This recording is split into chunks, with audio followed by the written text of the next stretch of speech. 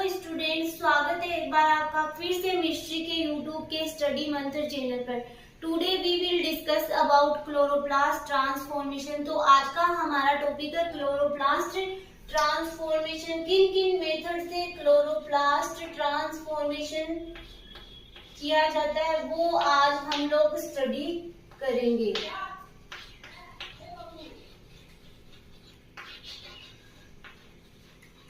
और इसके एडवांटेज भी आज हम लोग स्टडी करेंगे कि क्लोरोप्लास्ट ट्रांसफॉर्मेशन के क्या क्या एडवांटेज होते हैं।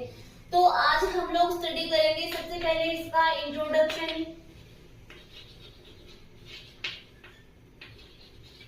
फिर पढ़ेंगे हम लोग इसकी स्ट्रक्चर, फिर नोट डाउन करेंगे हम लोग क्लोरोप्लास्ट ट्रांसफॉर्मेशन के मेथड। नॉर्मली 2 मेथड काम में लिए जाते हैं, एक तो पीईजी, एक होता है बायोलिस्टिक जिसको बोम्बार्डमेंट मेथड भी कहा जाता है। फिर हम लोग डिस्कस करेंगे इसकी यूटिलिटी, उपयोगिता या फिर एडवांटेज। तो आज का ये टॉपिक हमारे आज के लेक्चर में पूरा कंप्लीट हो जाएगा। तो सबसे पहले मैं इंट्रोडक्शन के रूप में बता देती हूँ आपको क्लोरोप्लास्ट ट्रांसफॉर्मेशन क्या होता है और क्यों किया जाता है। क्लोरोप्लास्ट ट्रांसफॉर्मेशन का मीनिंग होता है कि क्लोरोप्लास्ट में किसी जीन का ट्रांसफर करना, किसी डिजायर्ड जीन को या डिजायर्ड डीएनए को इंट्रोड्यूस करवाना। जैसे कि हम लोग न्यूक्लियर ट्रांसफॉर्मेशन करते हैं उसी प्रकार क्लोरोप्लास्ट ट्रांसफॉर्मेशन भी किया जाता है। बट क्लोरोप्लास्ट ट्रांसफॉर्मेशन होता है वो अत्यधिक स्टेबल होता है न्यूक्लियर ट्रांसफॉर्मेशन के कंपैरिजन। क्यों होता है? क्योंकि जो कोई सेल होती है, प्लांट सेल है, तो उसमें क्या होता है कि क्लोरोप्लास्ट है उसकी जो नंबर है वो कहीं अधिक होती है न्यूक्लियस की तुलना में। तो वो क्या होता है, अधिक स्टेबल होता है और इजी भी होता है क्लोरोप्लास्ट ट्रांसफॉर्मेशन करवाना। बट जैसे कि हम लोग बात करें बायोलिस्टिक मेथड के द्वारा क्लोरोप्लास्ट ट्रांसफॉर्मेशन करना बहुत थोड़ा मुश्किल होता है। अगर हम लोग बात करते हैं कि क्लोरोप्लास्ट ट्रांसफॉर्मेशन की क्या पर्पस है, एक हम लोग फर्स्ट इसका पर्पस देखते हैं कि इम्प्रूव्ड ऑपरेशन या फिर ऑर्गेनेल्स में क्या करना, इम्प्रूवमेंट करना ऑपरेशन। नेक्स्ट हम लोग अगर इसकी बात करें पर्पस की तो हम लोग देख सकते हैं फर्स्ट है, यहाँ पे लिख देती हूँ मैं, इम्प्रूव्ड ऑपरेशन। सेकेंड है कि एन्कोडेड प्रोटीन का प्रोडक्शन।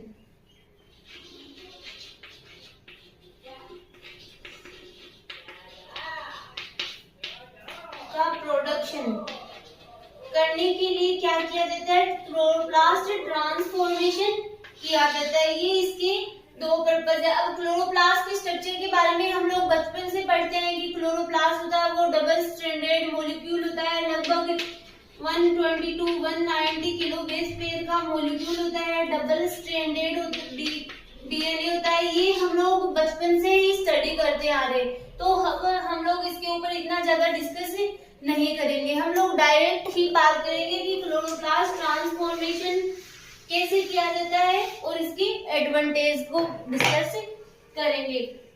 तो स्टूडेंट्स, क्या होता है कि क्लोरोप्लास्ट में किसी बाहरी फॉरेन जीन को एंटर करवाने के लिए 2 मेथड, एक होता है पीईजी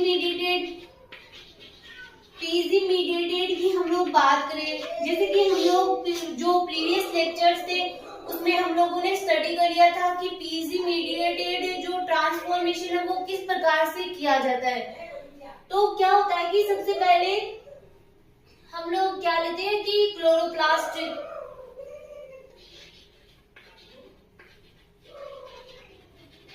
सेल लेते हैं, प्लांट सेल लेते हैं, तो उसकी क्या की जाती है, सेल वॉल को रिमूव किया जाता है। जैसे हमने पीईजी मीडिएटेड ट्रांसफॉर्मेशन पढ़ा था, सेम वैसे ही इसमें भी क्या किया जाता है, सबसे पहले जो सेल है उसकी सेल वॉल को रिमूव किया जाता है। किस लिए रिमूव किया जाता है? ताकि हमें क्या मिल सके, प्रोटोप्लास्ट को आइसोलेशन किया जाता है। तो सेल वॉल को रिमूव करने के लिए क्या किया जाता है? किसी एंजाइमेटिक सॉल्यूशन का यूज किया जाता है। एंजाइमेटिक सॉल्यूशन का यूज किया जाता है, जिससे क्या हो जाती है, सेल वॉल रिमूव हो जाती है। फिर हमें क्या मिल जाता है, प्रोटोप्लास्ट प्राप्त हो जाता है।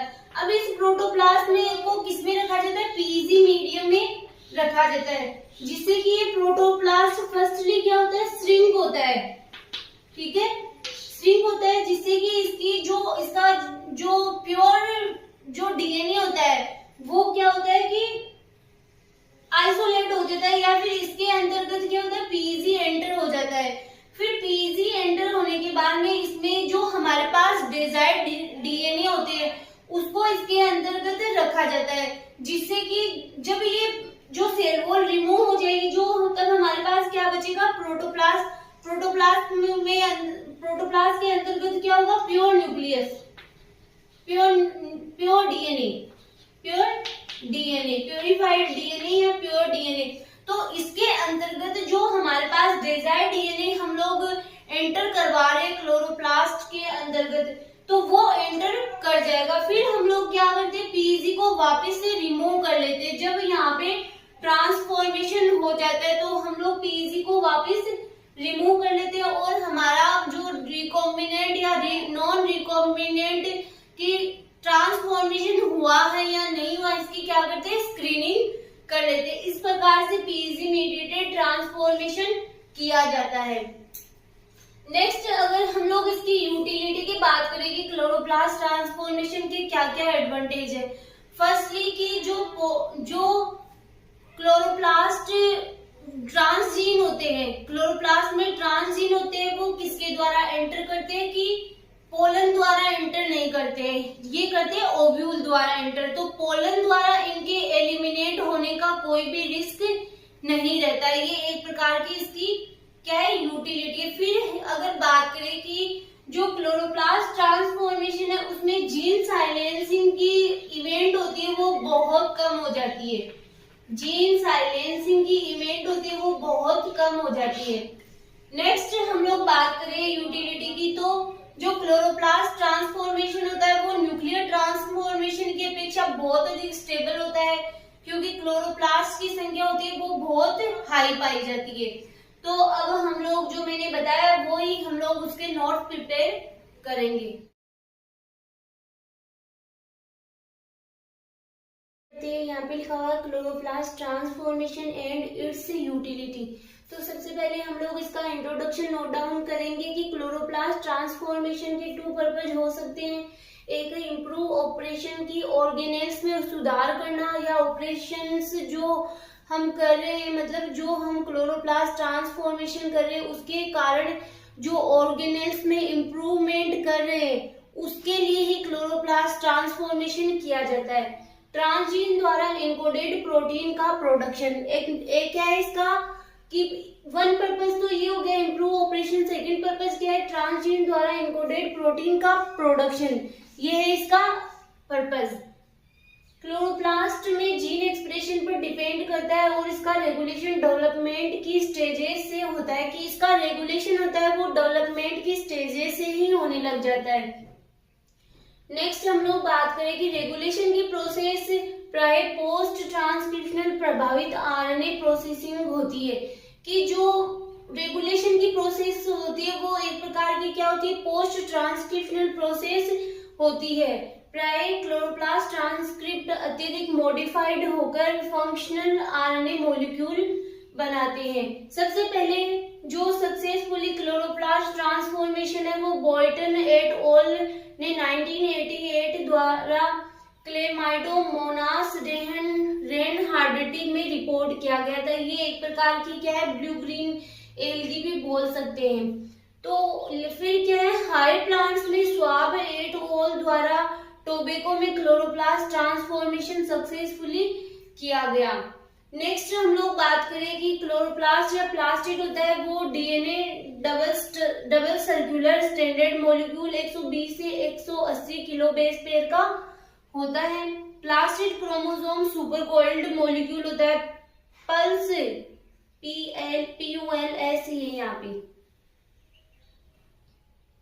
पल्स फील्ड इलेक्ट्रोफोरेसिस द्वारा डीएनए कंफर्मेशन, किसका डीएनए कंफर्मेशन किया गया? क्लोरोप्लास्ट जो जीनोम है उसका डीएनए कंफर्मेशन किया गया। उसका एनालिसिस करने से पता चलता है कि molecule monomer, dimer and trimer और टेट्रामर हो सकते हैं। तो ये मतलब इनकी इतनी अपेक्षित मात्रा में ये प्रेजेंट होता है, ये इस टेस्ट के द्वारा पता किया गया। नेक्स्ट हम लोग बात करते हैं कि कौन कौन से मेथड है जिनके द्वारा क्लोरोप्लास्ट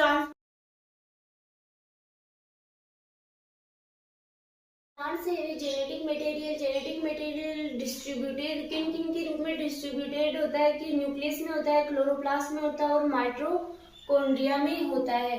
प्लांट्स में जेनेटिक मटेरियल होता है वो इस प्रकार से डिस्ट्रीब्यूटेड होता है। नेक्स्ट हम लोग बात करें इस 3 कंपार्टमेंट्स में ओवन जीनोम, खुद का जीनोम पाया जाता है एक्सप्रेस हेरिटेबल ट्रेट्स के रूप में कि ये वंशानुगत लक्षणों को के रूप में एक्सप्रेस होते हैं। फिर हम लोग बात करें कि chloroplast present in photosynthetic eukaryotes that is plants. फिर नेक्स्ट बात करें कि 300 जो क्लोरोप्लास्ट होते हैं, 1 प्लांट सेल में ऑलमोस्ट 300 के लगभग क्लोरोप्लास्ट पाए जाते हैं। क्लोरोप्लास्ट जीनोम होता है वो सर्कुलर होता है, डबल स्ट्रैंडेड डीएनए होता है, जैसा मैंने बताया वो ही यहाँ पे नोट डाउन किया गया है। ये बहुत इजी लैंग्वेज में यहाँ पे जो आपके नोट डाउन किया गया है कि आप लोग इसको इजीली लर्न कर सको। क्लोरोप्लास्ट जीनोम होता है वेरी इन लेंथ कितनी होती है? 120 से 190 या 180 किलो बेस पेयर के लगभग इसकी लेंथ पाई जाती है। Chloroplast transformation included delivery of DNA in chloroplast. की क्लोरोप्लास्ट ट्रांसफॉर्मेशन में क्या होता है कि डिलीवरी ऑफ डीएनए किसमें होती है? क्लोरोप्लास्ट में होती है। फिर डीएनए डिलीवर्ड किसके थ्रू? डीएनए को डिलीवर किया जाता है कि cell wall, through cell wall और 3 मेम्ब्रेन्स के थ्रू, 1 प्लाज्मा मेम्ब्रेन और 2 क्लोरोप्लास्ट मेम्ब्रेन के थ्रू क्या किया जाता है कि किसी फॉरेन डीएनए की डिलीवरी की जाती है, तभी तो क्लोरोप्लास्ट ट्रांसफॉर्मेशन होगा। इफिशिएंट क्लोरोप्लास्ट ट्रांसफॉर्मेशन, जो इफिशिएंट क्लोरोप्लास्ट ट्रांसफॉर्मेशन होता है उसमें बहुत मेथड इंक्लूडेड होते हैं। एक तो particle bombardment method, next polyethylene glycol mediated transformation, जो हम लोग पिछले लेक्चर्स में स्टडी भी कर चुके हैं कि पार्टिकल बॉम्बार्डमेंट मेथड क्या होता है और पॉलीइथाइलिन ग्लाइकोल मीडिएटेड मेथड क्या होता है। इनके थ्रू क्या किया जाता है? क्लोरोप्लास्ट ट्रांसफॉर्मेशन भी किया जाता है। नेक्स्ट सबसे पहला हम लोग बात करते हैं कि पीईजी मीडिएटेड में क्या होता है? प्लास्टिड में सबसे पहले क्या किया जाता है कि एंजाइमेटिकली रिमूव्ड सेल वॉल। सबसे पहले क्या किया जाता है कि सेल वॉल को एंजाइमेटिकली रिमूव किया जाता है। जैसे कि हम लोग पिछले लेक्चर्स में बात कर चुके हैं कि जब हम लोग पीईजी मीडिएटेड ट्रांसफॉर्मेशन करते हैं तो सबसे पहले क्या किया जाता है? एंजाइम के थ्रू सेल वॉल को रिमूव किया जाता है। फिर हम लोग प्रोटोप्लास्ट को गेन करते हैं, फिर प्रोटोप्लास्ट के बाद में उसका डीएनए प्योरीफाई करते हैं। फिर इसमें क्या ऐड किया जाता है? पीईजी को ऐड किया जाता है, जिसमें कि मैनिटोल भी ऐड किया जाता है। ये हम लोग पिछले लेक्चर्स में बात कर चुके हैं। वैसे ही यहाँ पे सेम किया जाता है कि सबसे पहले एंजाइमेटिकली रिमूव किया जाता है सेल वॉल को, फिर प्रोटोप्लास्ट को आइसोलेशन किया जाता है, फिर इसको डीएनए को प्योरीफाई किया जाता है, फिर पीईजी को ऐड किया जाता है।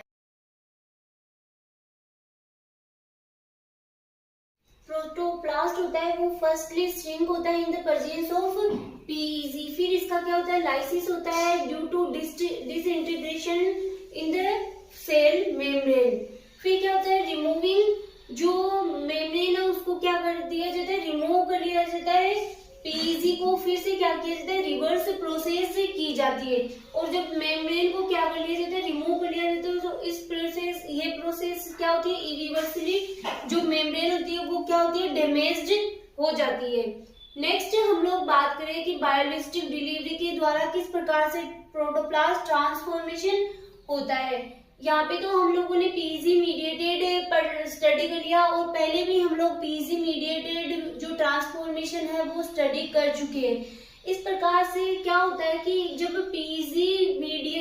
हम लोग पीजी को यूज में लेते हैं तो जो मेम्ब्रेन होती है उसका क्या होता है, लाइसिस हो जाता है। देन जो हमारे पास जो डिजायर्ड डीएनए है वो क्लोरोप्लास्ट में एंट्री कर जाता है और इस प्रकार से क्लोरोप्लास्ट ट्रांसफॉर्मेशन हो जाता है और रिकॉम्बिनेंट और नॉन रिकॉम्बिनेंट सेल की हम लोग क्या कर लेते हैं, स्क्रीनिंग कर लेते हैं। नेक्स्ट हम लोग बात करें कि बायोलिस्टिक डिलीवरी, ये एक प्रकार का क्या होता है, रूटीन सिस्टम होता है जो कि मोस्टली लेबोरेटरी में ही कंप्लीट किया जाता है।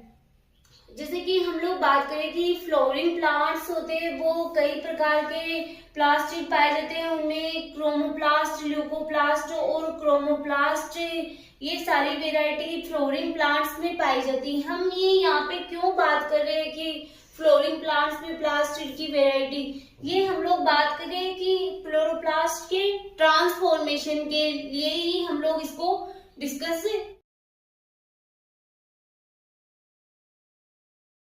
Plastid transformation more accurate term कौन सी होती है, क्लोरोप्लास्ट ट्रांसफॉर्मेशन की। जो प्लास्टिक ट्रांसफॉर्मेशन बोलने के बजाय जो हम लोग अगर क्लोरोप्लास्ट ट्रांसफॉर्मेशन बोले तो ये एक प्रकार की मोर एक्यूरेट टर्म है।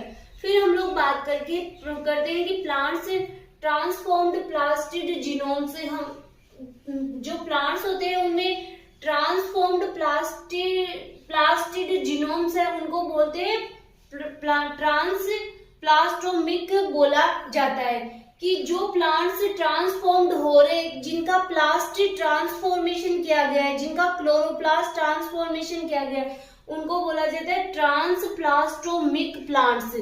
तो और ट्रांसप्लास्टोमिक प्लांट्स होते हैं वो क्या करते हैं कि किनको जनरेट करते हैं, होमोप्लाज्मिक प्लांट्स को जनरेट करते हैं। इनमें क्या होते हैं, होमोप्लाज्मिक जो प्लांट्स होते हैं उनमें ऑल क्लोरोप्लास्ट यूनिफॉर्मली ट्रांसफॉर्म्ड होते हैं, जो कि इनको ट्रांसफॉर्म करना क्या है, पॉसिबल नहीं है, कि यूनिफॉर्मली ट्रांसफॉर्म करना पॉसिबल नहीं है।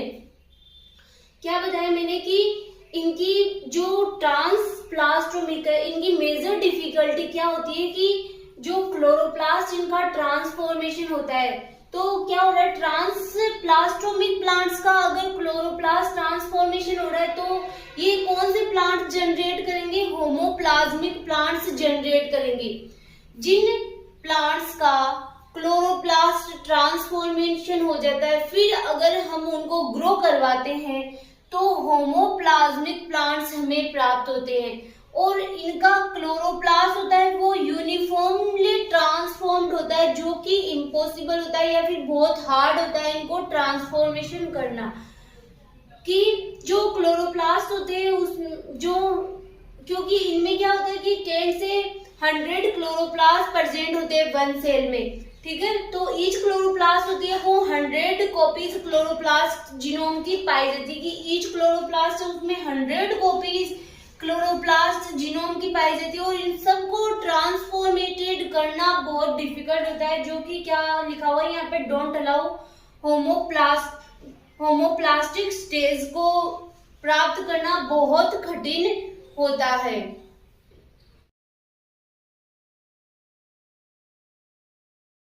जीनोम में हाई कॉपी नंबर होगा तो क्या होगा, प्रोटीन एक्सप्रेशन, मतलब हाई नंबर में जीन कॉपी है तो एक अनदर प्रॉब्लम हो जाएगी, प्रोटीन का एक्सप्रेशन करना भी बहुत डिफिकल्ट हो जाएगा।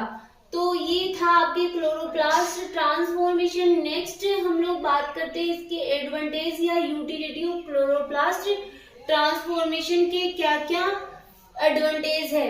फर्स्ट है elimination of risk of transgene dispersion, कि किस प्रकार से जो रिस्क है उसको एलिमिनेट किया जाता है। क्लोरोप्लास्ट होते हैं वो ओव्यूल द्वारा हेरिडिटरी होते हैं, मतलब कि वंशानुगत होते हैं। ट्रांसजीन का पोलन द्वारा एलिमिनेट होने का रिस्क नहीं होता है, कि ट्रांसजीन हम लोग जो फॉरेन जीन डाल रहे हैं उसके एलिमिनेट होने का कोई भी रिस्क नहीं होता है। नेक्स्ट है बायोसेफ्टी, कि पोलन द्वारा ट्रांसजेनिक प्लांट में ट्रांसजीन के एलिमिनेट होने का रिस्क नहीं होता है। नेक्स्ट है high level of gene expression, की क्लोरोप्लास्ट में high level of gene expression को नोटिस किया गया है। क्लोरोप्लास्ट में हाई लेवल की ट्रांसजीन एक्सप्रेशन देखा गया है, क्योंकि सेल में न्यूक्लियस की अपेक्षा क्लोरोप्लास्ट की संख्या कई गुना अधिक होती है, तो क्लोरोप्लास्ट ट्रांसफॉर्मेशन भी क्या होगा, हाई नंबर में होगा। Protein synthesis machinery in the chloroplast, की प्रोटीन सिंथेसिस मशीनरी होती है वो किस प्रकार की होती है। क्लोरोप्लास्ट में 70S राइबोसोम पाए जाते हैं, तो इसमें जीन एक्सप्रेशन अच्छे से होता है। क्यों? क्योंकि जो प्रोटीन मशीनरी होती है वो भी प्रोकैरियोटिक नेचर की होती है, इसलिए जो क्लोरोप्लास्ट में ट्रांसफॉर्मेशन होगा वो और प्रोटीन सिंथेसिस होगा वो भी अच्छे से होगा।